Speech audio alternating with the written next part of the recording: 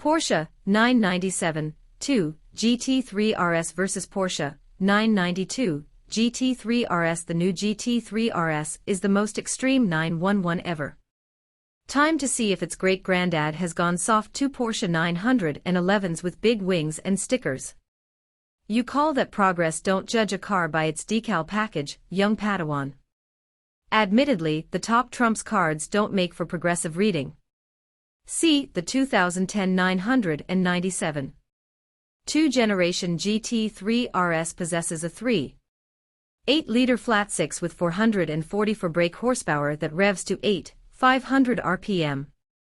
The 2022 equivalent, the 992 GT3 RS, has a 4.0-liter naturally aspirated flat-six revving to 9,000 RPM and produces 518 brake horsepower. The newer car is also nearly 100 kilograms heavier. So not much progress, you'd think. But you'd be wrong. In the 12-year gap between these two, RS Porsche has managed to carve 44 seconds out of a Nürburgring Nordschleife lap time, which is a lifetime in ring speak and sensational progress. Point taken.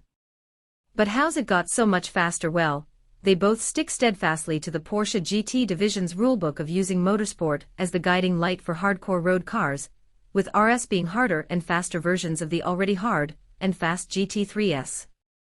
The 997 arrived on the scene with standard centerlock wheels, track-ready aero package, Michelin Pilot Sport Cup 2 tires, carbon brakes and the decals. The 992 has all of those things. It's just been refined, honed, and made a hell of a lot more complicated. Especially when it comes to the aero department. You might have noticed the wing, hard to miss given it's the largest rear wing to ever go on a 911, but there's also countless lips, flicks and underfloor tunnels to give the 992 860 kilograms of downforce at 177 miles per hour. The 997 2 develops half that while going 186 miles per hour. That all sounds a bit serious. A car with DRS and hued suspension normally is, which makes the 997 refreshing. It's remarkably approachable when put next to the 992. Yes, it's serious but simpler. A lot simpler. Open the door and you sit in wonderfully slim and supportive seats to admire the plain, functional Alcantara-wrapped interior and open, upright glass house. The simple steering wheel is clutter-free, allowing you to relax as you waggle the stubby little 6-speed gear lever and admire the roll cage filling the rearview mirror. Meanwhile, in the 992, you're confronted with a high, wide, complicated dash you have to peer over like a dog looking for scraps at a dinner table. Then there are buttons. Lots of buttons. Including 4 new dials on the steering wheel offering a handful of modes, 9 stages of compression, rebound, EDIF plus various flavors of ESC. There's no gear stick to waggle either, just PDK shift paddles with motorsport-derived magnet technology that snap with a satisfying click.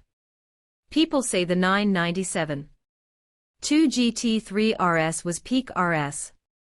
Is it? Forums argue that the 4.0 may be the pinnacle, but the 3.8-liter is 98% there and far more attainable in the pricey world of Porsche attainability.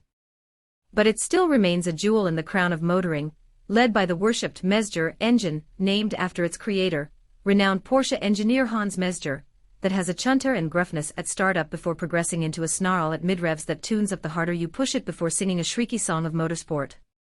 It's paired perfectly with a hefty, meaty clutch, graunchy but self-assured gearbox and telepathic steering. Thanks to an ultralight single-mass flywheel, the needle on the rev gauge zips around like it's had an electric shock as you heel and toe while burying your foot in the brakes.